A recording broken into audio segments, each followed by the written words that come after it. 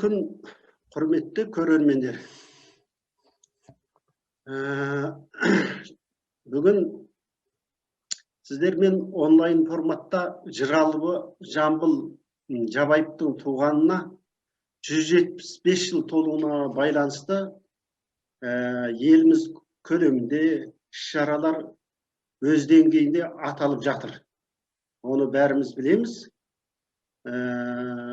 Соның бір айғағы ретінде Қазақстан Республикасы Мәдениет және спорт министрлігі, қолжазбалар және сирек кітаптар ұлттық орталығы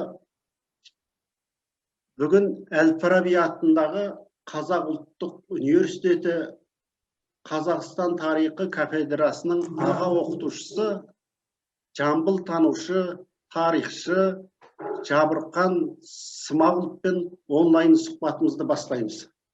Сабырқан. Сұхбат тақырыбымыз Жыралыбы Жамбыл туралы ой толғау. Қош келдіңіз аға. Рахмет. Қош көрдік.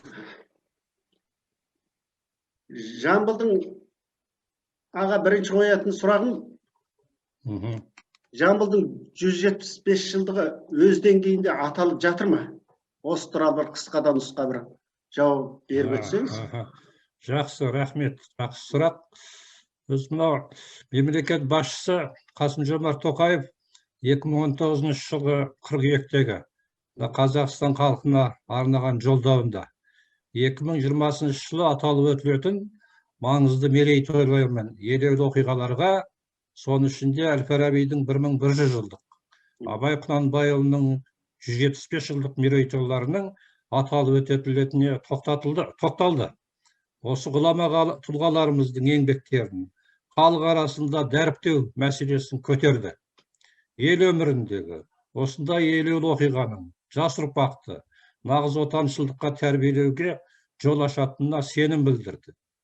Қош келдік, мұның бәрі дұрыс, жақсы. Шында да біздің ұлы ғұлама ғалымдарымызды, ұлы ақындарымызды, тарихи тұлғаларымызды дәріптеуіміз қажет. Бұл сол даталардың бір жыл бұрын еліміздің ең маңызды бағдарламалар құжатында көтерілген мәселе. Әні-міні дегенше 2021 жылдың ақпан айында аяқталып қалды. Ал биыл ұлы ақын Жамбыл Жабаевтың туғанына өзіңіз айтпақшы 175 жыл толады. Бүгінгі күнге дейін бұл айтулы датаны атап өту жөнінде менің ойымша өзі айтарлықтай бір қозғалыс болмай жатқан сияқты. Енді қазір ақпарат ағыны өте көп қой, бәрін қарап үлгере алмаймыз. Дегенмен негізгі ақпараттарды қараймыз, интернет арқылы, газет оқу арқылы, сол кісіге маған байқалмай жатқан сияқты. Міне жақында Жамбылдың туған күніне бір апта ғана уақыт қалғанда Қазақстан Республикасының мемлекеттік хатшысы Қырымбек Көшербаев Алматы облысына келіп, Қарасай, Жамбыл аудандарындағы бірқатар мәдени нысандарды аралап кетті. Бұл туралы Жетісу газеті хабарлады. Мемлекеттік хатшы Жамбыл ауылында орналасқан Жамбылдың әдеби мемориалдық музейінде болып, ақынның мұрасы, 170 жылдық мерейтойын атап өтуге туған жерінде қолға алынған дайындық барысы сөз болыпты. Бұл жерде мынандай сұрақ туады. Неге ол туған жерінде ғана қолға алынады? Ондай дайындық бүкіл ел бойынша жүргізілмей ме? Екіншіден, ондай дайындық жұмыстары ертерек басталу керек еді. Туғанына бірақ апта қалғанда ол не дайындық деген маған бір ойлар туады. Қырымбек Елеуұлы музей жанында журналистерге берген сұхбатында президент Қасым-Жомарт Тоқаевтың жарлығымен өткен аптада Жамбыл Жабаевтың 175 жылдығына арналған іс-шараларды ұйымдастырып өткізу үшін арнайы мемлекеттік комиссия құрылды. Келесі аптада комиссияның бірінші отырысы болады, деді. Сол жерде ақпанның 28-інде Жамбыл атамыздың туған күні екенін білесіздер деп ескертіп те қойды. Бұл 18-ші ақпан күні болған әңгіме. Мұндай іс-шаралар кемінде мен ойлаймын осы жылдың басында басталып кету керек еді. Дегенменен қазір байқап жүрміз, көп біраз материалдар жарияланып, айтылып жатыр. Бұл тиісінше аталып жылдың аяғына дейін әлі де аталып өтетін болар деп ойлаймын. Бірақ көбірек кішкене назар аударылса, көбірек көңіл бөлінсе деген сондай ойымыз бар. Рахмет. Мынау жыр дүлдүлі Жамбылдың өлең жырлары қай кезден бастап әдебиет зерттеушілердің назарына ілікті екен? Аға, осы туралы ойыңызды бөлісе кетсеңіз. Жақсы, рахмет. Мынау өткен ғасырдың 30-шы жылдардың бас кезінде Сәкен Сейфуллин Жамбылмен кездесіп, бір топ өлең, толғау, айтыстарын жазып алып, 1931 жылы қазақтың ескі әдебиеті нұсқалары жинағына енгізеді. Соның ішінде Құлманбетпен айтысы, Жабай Батыр дастанынан үзінді бар. Сәкен сонда жазған екен сол кезде. Жамбыл жырлары теңіз түбінде шашылып жатқан маржан сықылды. Оны жинап алып, халқының қолына беру біздің әрқайсымыздың азаматтық борышымыз деп. Жамбыл шығармаларының баспасөз бетінде алғаш жариялана бастағаны дәл сол кезде айтуға болады. Дәл сол кезде айтуға.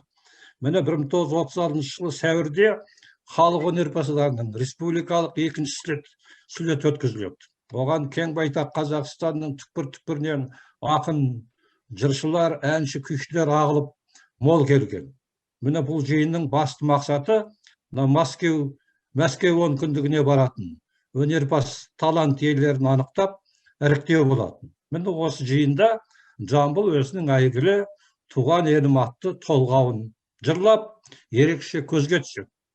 90-ға келген жасым бар, көпті көрген басым бар деп басталатын осы жыры баспасөз беттерінде жарияланып, оның Мәскеуге баруына жол ашты. Жалпы Жамбылды халық ақындар арасынан тауып, оның 20-шы жылдар жарияланған алғашқы шығармаларын сұрастырып, біліп, белгілі қоғам және мемлекет қайраткері Оражан Досов арқылы ауылына іздеп барып, сұхбаттасып, жеке танысқан, шығармашылығына қызығушылық танытқан Сәкен Сейфуллин болған. Ол туралы біраз естеліктер де бар. Бұл кезде Сәкен ел арасындағы халық ауыз әдеби шығармаларын, мұраларды жинап жүрген болатын. Олардың шығармаларын ақындардың, көрнекті қазақ ақындарының жария ету мәселелерімен айналысып жүрген болатын. Осы тұста Сәкен Жамбыл есімін, оның өлең жырларының тізімін 1925 жылы Ташкент баспасынан жарық көрген терме жинағынан көреді, іздестіріп жүріп. Осы жинақты құрастырған мұғалім Шамғали Сарыбаевпен кездеседі.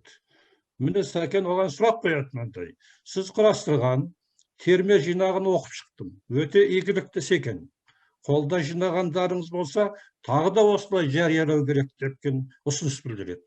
Сонда Шамғали айтады Сәкенге: бұл 1922 жылы маусым айында Ұзынағашта Жетісу Қосшылар одағының бірінші съезіне қатысқан. Оған 20 шақты ақын жыршылардың келгендігін, шақырылғандығын, олардың әрқайсысымен әңгімелесіп, сұхбаттасып, өлең жырларын тыңдаған, жазып алғандарын, кейбіреулерін айта келе, Жетісу өңірінде дейді, Жамбылдан асатын жүйрік ақын жоқ.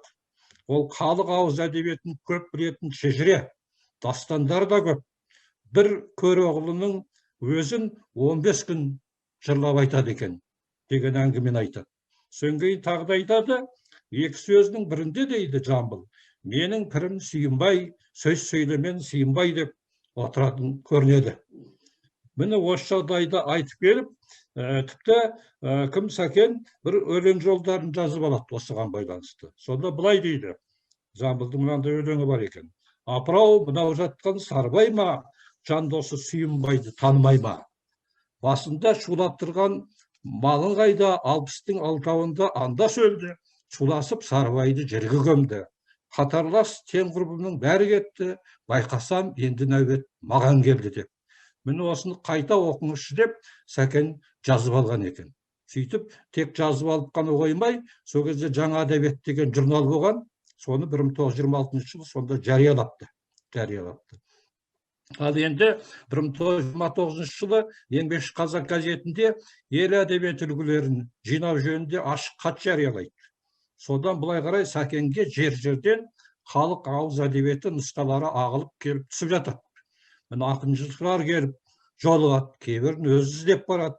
Міне 1930 жылдың көктемінде Қазақстанның өз алдына социалистік республика болып құрылғанына 10 жыл толуына байланысты мерекелі жиын өтеді. Міне осы мереке келген Жамбыл мен Кенен Әзірбаевты Сәкен Сейфуллин Алматыдағы үйіне шақырып қонақ етеді. Кененнің әндері мен Жамбылдың жырларын тыңдап, дастархан үстінде кеңінен әңгіме дүкен құрады. Міне осы отырыс барысында Сәкен Жамбылдың біраз өлеңдерін қағазға жазып алады. Жоғарыда айтқан Сәкеннің қазақ әдебиеті жөніндегі бірінші кітабына қосқан Жабай Батыр мен Құлмамбетпен айтысы сол жолы жазып алынған дүниелер екен. Міне кезінде Жамбыл ақынға хатшылық қызмет көрсеткен белгілі ақын Ғали Орманов жүргізген күнделікте мынандай жолдар бар. 9 март 1940 жыл. Жамбыл Ашқа барды. Бірге келіп бірнеше қартпен әңгімелесті. Оның ішінде Ыбырайым, Қопабай және басқа қариялар бар екен. Иә Жәке, сіздің аузыңыз ашылса бітті, алтын сауылдап төгіле жөнеледі. Енді сізде не арман бар дейді бір шал. Менің өлеңімнің өрши беретіні рас деді Жамбыл. Ана бір жылы Сәкен келіп қонақ болғанда көп өлең айтқызды, жазып алды. Сонда өлеңімнің өткір екен деген айтқан болатын. Ой, ол да бір алғыр ақын еді ғой шіркін деп еске алады Жамбылдың өзі. Міне осыдан көруімізге болады, Жамбылдың Сәкен Сейфуллиннің Жамбылменен тығыз қарым-қатынаста болып, әңгіме дүкен құрып жаңағы көптеген жырларын жазып алып, жариялап, міне осы Жамбылды танытқан сол 30 жылдардың басында Сәкен Сейфуллин, Оражан Досов. Міне жақында ғана біз университетте мынау Жамбылдың ұстазы саналатын атақты Сарыбай би Айдосұлының 200 жыл толуына арналған конференция өткіздік. Ғылыми тәжірибелік конференция. Міне сонда осы Сарыбай би Жамбылды шақырып алып, айналайын Жамбылжан, ел таныған ақын болдың, маған өте жақын болдың. Ақбатанды саған бердім, тек әттең басыңа бақ кеште қонады екен деп ақбатасын берген екен. Шынында да Жамбылдың басына бақ қонып, даңқы аспандап бүкіл елге мәшһүр болуы 90 жаста. Осыған байланысты бір қызық жағдай тағы да. Қазақ әдебиетінің классигі, әйгілі жазушы Ғабит Мүсірепов бұл туралы былай деп керемет айтқан. Ұлы Абайдың құрдасы, көзі тірісінде Гомер атанып, ал ақын атамыз Жамбыл дүниеге 2 рет туып келген адам. 9 ай, 9 күнде ана құрсағынан туды, 90 жасқа келгенде заман құрсағынан туды. Қазақтың Гомерін туғызу үшін заман 90 жыл толғады деп айтқан екен. Міне осы мәселені айтын. Рахмет аға, рахмет. Мынау керемет Жамбыл Жабаевтың біраз қырын ашып жассыз тың бір тақырыптарда ой толғадыңыз аға. Енді Жабырқан аға, сізде мынау сұхбат алудан бұрын біраз сіздің еңбектеріңіз туралы біраз қарастырдым. Отандық газет, журналдарда. Соның ішінде маған бір әсер еткені, сізге содан оқығанда бір сұрақ туып тұр. Сіз аға осы өзіңіз мына зерттеп, ғылыми басылымдарда және бұқаралық ақпарат құралдарында жариялап жүрген Жамбыл Жабаевтың 1916 жылғы Қазақстандағы ұлт азаттық көтерілістерге қатысы туралы не айтар едіңіз? Осы туралы ойыңызды қысқадан нұсқа жеткізіп кетсеңіз аға. Иә, рахмет. Өзі мынау 1916 жылғы ұлт азаттық көтерілісі негізінен бүкіл Қазақстанды қамтыған. Бірақ дегенмен оның екі үлкен ошағы болды. Ол Торғай, содан кейін Жетісу. Ал Жетісудың өзінде бірнеше көтерілістер болған. Ана Торғай көтерілісінен өзі бірнеше ерекшеліктері бар Жетісуда көтерілістің. Міне соның ішінде ең әйгілісі Қарқара көтерілісі. Ұзақ Саурықпенен Жәменке Мәмбетов бастаған. Міне содан кейін мынау Самсы көтерілісі. Немесе оны тарихта Ботпай көтерілісі дейді. Содан кейінгі бір ірі көтеріліс осы Жетісудағы. Содан кейін Қастек көтерілісі, Қарғалы көтерілісі, Чиен көтерілісі, Асы көтерілісі деген осындай бірнеше көтерілістерге ұласып жалғасып кетті. Міне сондықтан Жамбыл Жабаев осы көтерілістердің көпшілігіне қатысқан, басы қасында болған, осы көтерілістердің жыршысы болған, жаршысы болған. Және мынау 16 жылғы қазақ халқының ауыр жағдайы, сол кездегі тарихи шындықты көрсете білген. Ұлт-азат қозғалысына Жамбыл ақын белсене қатысты деп айтуға болады. Мына патша жарлығына қарсы көтерілген халық бұқарасының қалың ортасында жүрді. Өзінің жалынды үндеу жырларын сол қозғалысқа арнап шығарды. Өзінің негізінен айтулы екі үлкен жыры бар. Бірақ басқа да көптеген өлең жырлары болған. Оны өзі кейінде айтады. Бұл зілді бұйрық, содан кейін патша әмірі тарылды деген.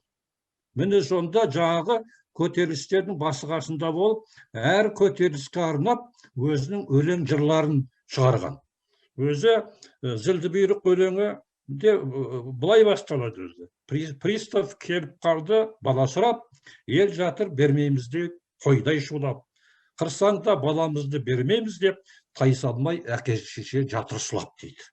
Міне, сондықтан Жамбыл осы көтерілісте қазақ халқының мұңын-мұңдап жоғын жоқтаған.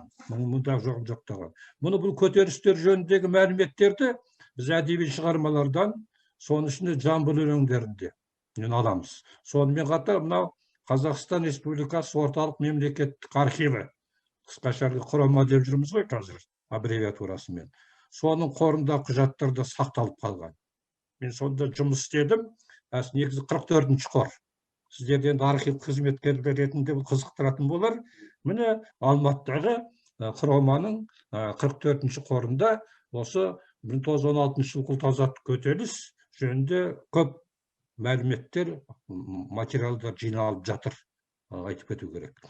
Міне, жалпы Жамбыл жырларында осы көтерілістің тууы, өрбуі, халықтың сана сезімінің оянуы жан-жақты жырланады. Жарлық жарияланған соң, оған қарсы күрес жасауға бел байлаған қарулы көтеріліс Жетісу өлкесінде кең өріс алады.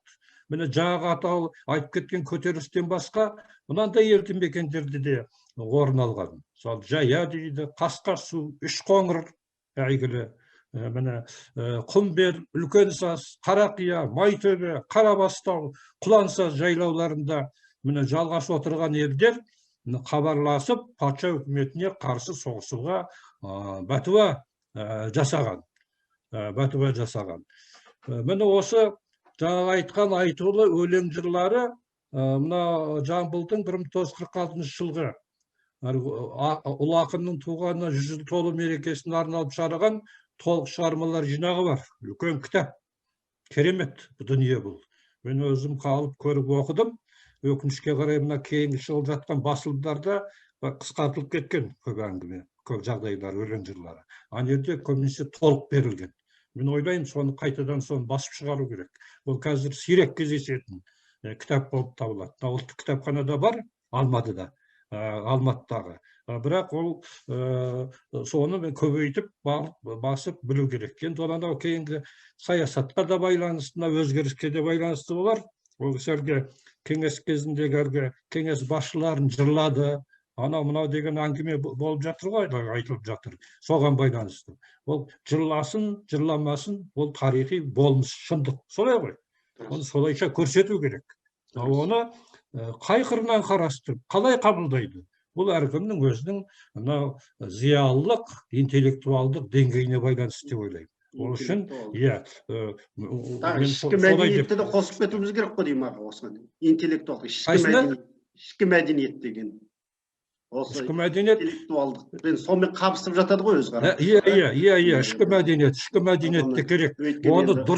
Оны дұрыс түсіне білу керек деп ойлаймын. Дұрыс айтасыз. Объективтік жағынан да, субъективтік жағынан да дұрыс бағалап көрсете беруге болады. Әйтпесе, ол кеңес басшыларын кім жырлаған жоқ ол заманда? Заман сондай болды, уақыт сондай болды, билік солай болды. Сондықтан қазақтың ақын жырауларының, жазушыларының бәрі жырлаған болатын, бәрі жазған болатын. Соның ішінде тарихшылар да жазды, оның жасыратын ештеңесі жоқ. Рахмет. Иә, міне сондықтан мынау бүкіл жетісу халық көтерілген сол дүрбелеңге Жамбылдың белсене қатысқан үгітшілік күрескерлігін сезген жандарал, пристав, болыстар соның соңына тыңшы қойып ұстатпақ болады. Бірақ халық өзінің сүйікті жыршысын ұстап бермеген, үнемі жасырып, оны қорғаштап отырған. Жамбыл Құланса жайлауында жүр. Жамбылды Самсыдан, Жайылмыстан көрдік. Ұзынағаштағы жиында болды. Шиендегі ұрысқа қатысыпты. Міне осындай хабарлар тізбектеліп, Верныйға жетіп жатады.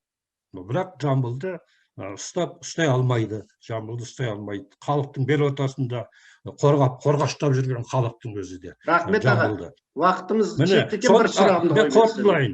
Иә, мына сондықтан 1916 жылы ұлт азаттық көтеріліс бұл Жамбыл ақын шығармашылығындағы ең негізгі тақырыптардың бірі. Бұл құнды тарихи дерек болып табылады. Міне тарихшылар үшін де, әдебиетшілер үшін де деп ойлаймын. Рахмет аға. Мынау біз қазір осы Жамбыл Жабаев туралы, Жамбыл тану туралы қаншама зерттеулер, онлайн конференциялар қазіргі мынау карантин пандемияға байланысты өтіп жатыр. Қаншама тарихшы ғалымдар Жамбыл тану зерттеу. Жалпы сізден бір сұрайын деген бір сұрағым. Осы Жамбылдың ақын ретінде ерекшелігі қалай? Осы туралы бір ойыңыздағы қысқа да нұсқап жауап беріп кетсеңіз. Өте жақсы. Мен ойымша енді көпшілік солай деп ойлаймын, зерттеушілер, барлық зиялылар, ғалымдар. Мынау Жамбыл жай ақын емес, эпикалық ақын, импровизатор ақын, қазақша айтқанда суырып салма ақын, жауынгер ақын, Жамбыл айтыскер ақын, айтыс өнерінің шыңында тұр. Оған өнердегі ұстазы Сүйінбай бабамыздың ықпалы зор болған. Жамбылға жан-жақтылық тән, 8 қырлы бір сырлы ақын. Жамбыл абы жырау, аузы дуалы, сөзі киелі, ақын, жыршы, домбырашы, күйші. Біз білмейміз, мына қырынан алашта көптеген күйлері бар екен Жамбылдың шығарған. Ол туралы көп айтылып жазылып жүрген жоқ, енді ғана көтеріле бастады. Бізде суреттен де көресіз, барлық жерден көресіз, Жамбыл домбыра арқалап отырады, домбыра ұстап отырады көп жерлер суреттерінде. Домбырамен жырлаған кәдімгі. Анау кімнің Тәжібай, Әбділда Тәжібай біздеп жүріп бір қызық әңгіме болған.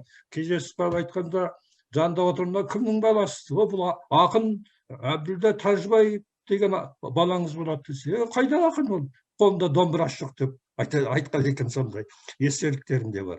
Сондықтан домбыра бұл Жамбыл Жабаевтың атрибуты, былайша айтқанда. Негізгі құралы өзінің өлең жырына айтқанда. Жамбыл өлеңді домбыраға қосып шығаратын. Жамбыл мейлінше күрделі құбылыс. Оны бір жаңада айтып кетті, Ғабит Мүсіреповтің сөзі. Феномен дейміз. Иә, феномен, феникс.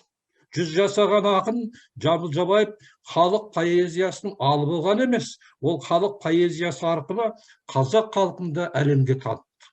Әлемнің 70 мемлекетінде Жамбыл өлеңдері жарық көрді. Жамбыл жырлары бұрынғы кеңес одағындағы 100-ден астам ұлттар мен ұлыстардың тілдеріне аударылған. Ақын Жамбылдың 2 рет туғаны да, түрлі заманда жасағаны да, өмірінің ең соңғы 10 жылында бүкіл дүние таныған атақ алуы да феномен. Сирек кездесетін құбылыс. Рахмет аға. Алтын уақытыңызды бөліп, мынау Жамбыл тану туралы салиқалы сұхбат бергеніңізге, бағана Жамбыл танудың бұрын отандық ғалымдарда зерттеу жатқанда әр ғалым әртүрлі әр қырынан зерттеп отыр ғой. Сіздің де қарасам Жамбыл тану туралы өзіңіз біраз кәдімгідей арқаңыз қозып, кәдімгідей біраз отандық басылымдарда бұрын айтыла бермеген тың бір тақырыптарды көтеріп, бір салиқалы сұхбат бердіңіз. Қазақ халқы бар жерде Жамбыл бар. Ары қарай Жамбыл тану туралы сұхбатымыз, кездесулер, сұхбаттар барлық ары қарай жалғаса береді деп ойлаймын. Осындай алтын уақытыңызды бөліп сұхбат бергеніңізге алғысымды білдіремін. Рахмет. Сізге де көп рахмет.